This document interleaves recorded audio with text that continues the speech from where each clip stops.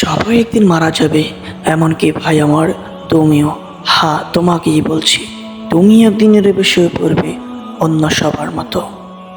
তোমার দাদারা কোথায় আছে? আজ তারা নেই। তারা কি আজ কেউ জীবিত? না, কেউ জীবিত না। ঠিক তুমিও। হ্যাঁ, তুমিও চলে যাবে তাদের মতো, 3.5 হাত ওই মাটির গর্তে, কবরের বিছানায়।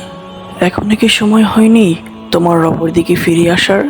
এখনই কি সময় হয়নি অশ্রুসিদ্ধ হয়ে রবের কাছে ক্ষমা চাওয়ার?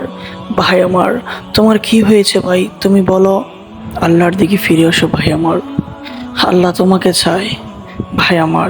ইসলামের সৈনিক হিসেবে তোমাকেই চায়।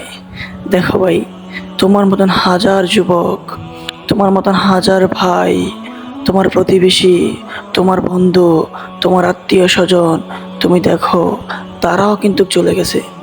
এমনও আছে ভাই অনেক, তোমার বন্ধু, তোমার আপন ভাই, তোমার প্রতিবেশী, তারাও ওই 3.5 হাত মাটির গর্তে, কবরের বিছানায় শুয়ে আছে। তুমি কি তাদেরকে দেখে শিক্ষা পাওনি? তুমি কি এখনো বুঝতে পারোনি ভাই? ভাই আমার, তুমি সজাগ হও ভাই আমার। দেখো, এই কবরের মাটির বিছানায়, 3.5 হাত মাটির ওই ঘরতে অনেকেই শুয়ে আছে ভাই। একদিন তোমাকে, আমাকে, আত্মীয় স্বজন, তোমার মা, তোমার বাবা, তোমার ভাই, তোমার দাদা, তোমার দাদি, সবাইকে চলে যেতে হবে ভাই আমার। তুমি বুঝবার চেষ্টা করো ভাই আমার। এখনো সময় আছে ভাই আমার ঘুরে দাঁড়াবার।